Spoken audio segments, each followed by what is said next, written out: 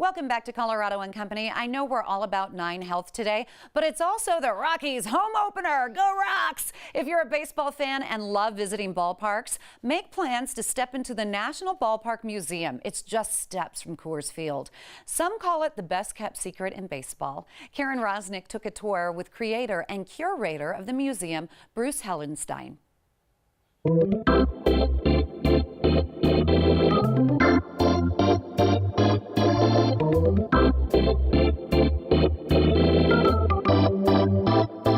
I went to this personal growth class. They had an exercise in there and they said, okay, everybody close your eyes, turn on the music, picture your perfect paradise. The only thing came up with ballparks and baseball. It is a perfect paradise. Like my wife says, it's a happy place.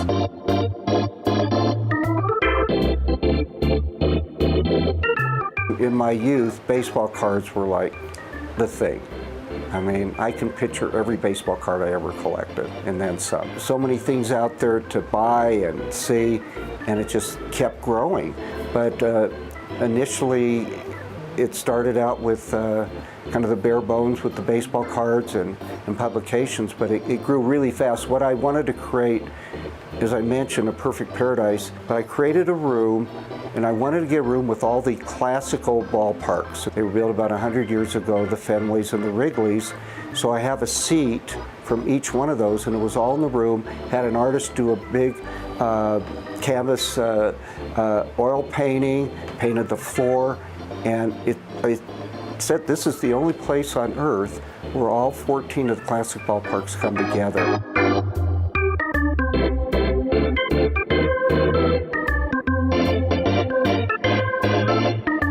This is the only place that this exists. These things weigh more than everybody in this museum put together.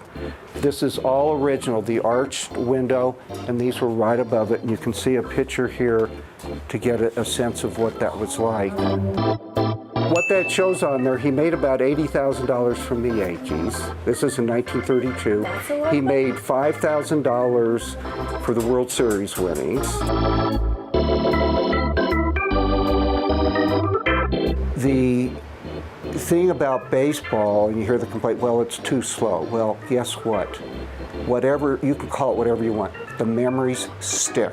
I have senior citizens from senior communities come in here in their 90s, and they'll tell me something that happened 70 years ago because those memories stick. You see other sports, it's like one big, like, commotion. I mean, it's just so different than the individual things that you see in baseball. There was a 17-year-old gal, name is Jackie Mitchell. She's passed away. She had a wicked curveball, so they did an exhibition game in Chattanooga in 1931. So the promoter of the game, he was the owner of the Chattanooga team, minor league team, and he was a promoter, and he had Jackie Mitchell pitch to both Babe Ruth and Lou Gehrig, and guess what happened? She struck out both of them. Why I did all this was to keep our national pastime alive, and especially with the youth.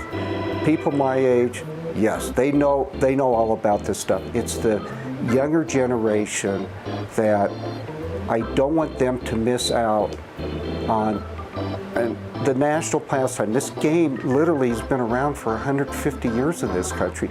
They were playing this game during the Civil War. Baseball is an unbelievable institution, and when you capture that, mostly I find, is in that age group between maybe 7 to 10 or 12 years old, and that's what we're trying to capture here. And if I can get kids in here and see what it's all about, I've done my job. That is so cool. While you're catching the Rockies play at Coors Field, make a trip to the National Ballpark Museum. It's located just off of 20th and Blake Street in Lodo, just steps from Coors Field. Parking's available on the street or in nearby lots. Active military and children under age 6 get in free. Regular adult admission is $10. That's it. Kids and seniors just pay $5. Check out ballparkmuseum.com for more information or call 303-974-5835.